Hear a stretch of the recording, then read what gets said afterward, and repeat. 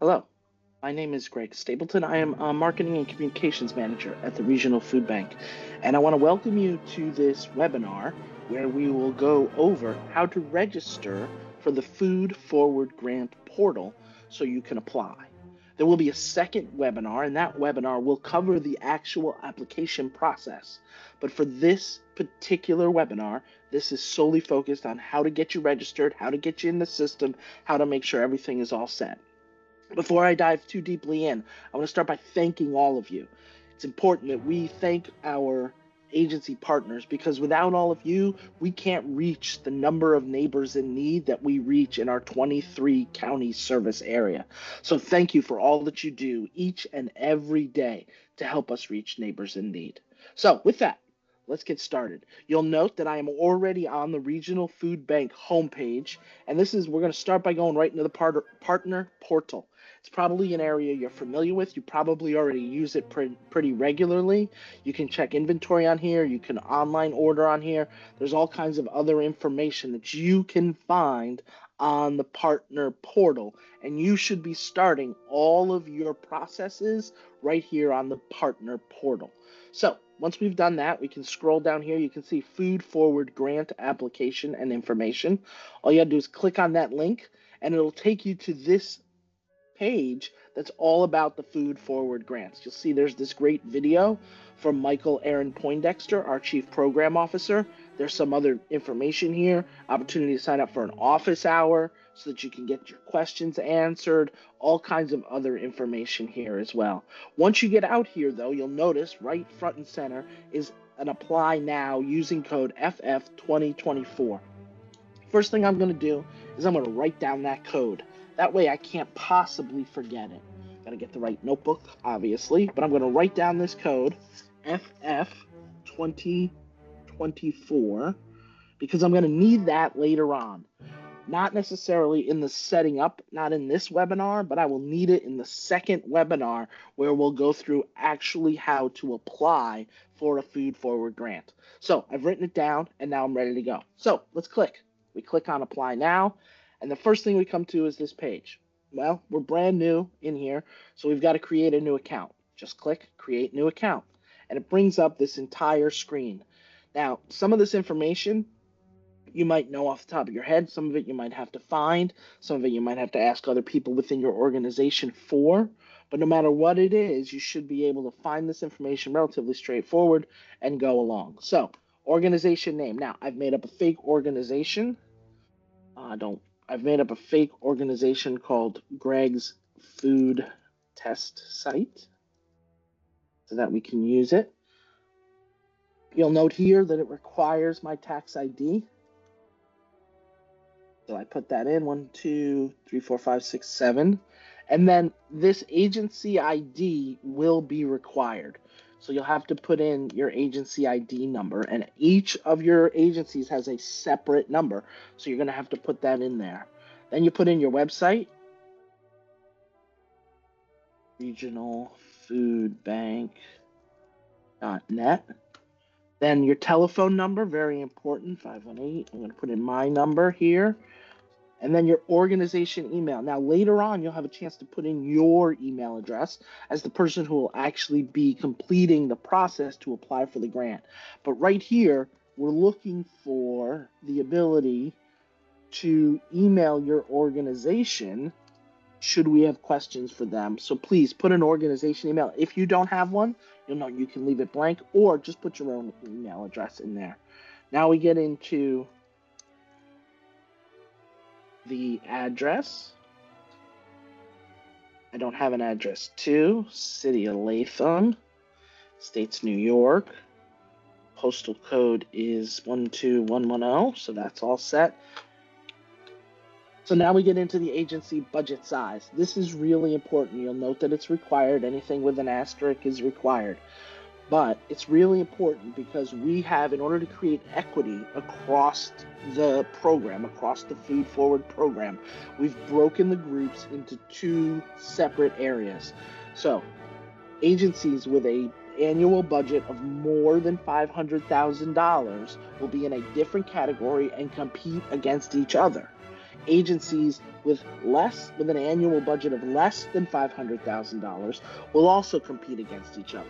The idea is that this creates equity, that a small agency that's open one day a month isn't going to go head to head with a larger agency that's open every single day, and everybody gets a chance to get some FoodForward grants and get some information. Now, as I was filling that out, I noticed something up here. Phone numbers must be entered in the following format.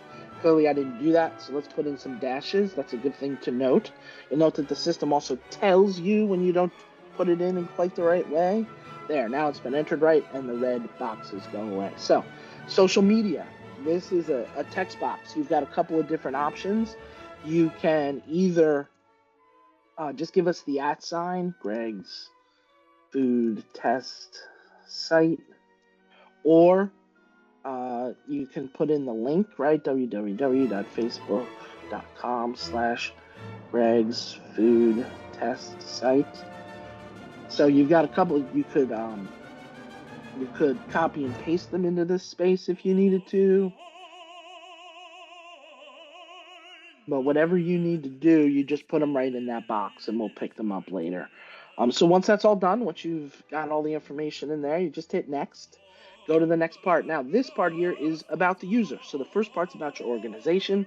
The second part here is about you, the person who is applying for this grant. We want that information so that we can make sure that we're talking with the right person all the time. So I put my name in there. I like to put my pronouns down, so I put my pronouns in there. Title for this particular organization, Greg's Test Site. I am the CEO. I'm the owner. I'm the person in charge of it. You put your title in there, no matter what it is. And then I've created a Greg's Food Test Site at gmail.com. And then you'll just put it right, the same thing right in here. So you'll put your email address right there. Again, I created this email specifically for these tests. Primary phone number, in my case, it's the same as what I put down before, but maybe your organization has a different phone number than you do.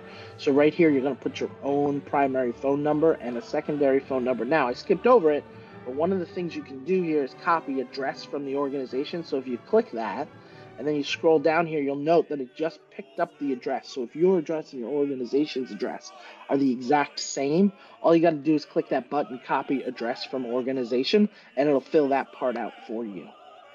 So once you get through that part, just click here on next again. Are you the organization's primary contact? I'm going to click no just to show you something. If you're not, this primary contact information will show up, and then you'll fill out the information for your primary contact. In my case, because this is just me at Greg's Food Test Site. For right now, it's just me. I'm gonna click yes because I am the primary contact as well, and you'll note that it removes that part. So you only have to fill it out if you are not the primary contact. Now, what do we mean by primary contact? Maybe it's the leader of your organization. Maybe it's the person in charge of the space that hosts your food pantry. Maybe it's just the name of the person who you constantly work with and who is the number one contact within your organization. So your primary contact is going to be that lead contact, that person who's the leader within your organization. So in this case, that's me. So I'm going to hit yes. If you hit no, it'll have you fill out all of that information, all the same information that it had fill out for you. So then you hit next. Now it asks me for a password. So you can create your own password here. I'm going to go with, and so you can see it, so you remember what you create. I'm going to click that little eyeball there, and it just simply allows me to put in a password, and then so now I can see it, right? It's right there, and then I just click over here, Greg's, and once again I want to see it, Greg's Food Test Site, and then I like to use zip codes. So that's all set, and then all I have to do is hit create account. So I click, oh, see, that's perfect, right? So the password does not match the confirmation field, so I have to figure out what I did wrong here. Let's see. Let's just do this. let's actually start over. Greg must be at least 6 characters and can only get number on the phone. All right, cool. So Greg's test. Right. Just keep it simple here. And we'll delete this one, and we'll go Greg's test. And then we'll click create account, and you can see it's creating my account.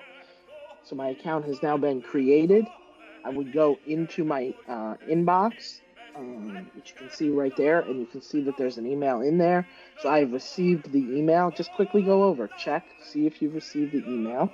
And then once you do that, you can click I've received the email, click continue, and now you're into the actual application process.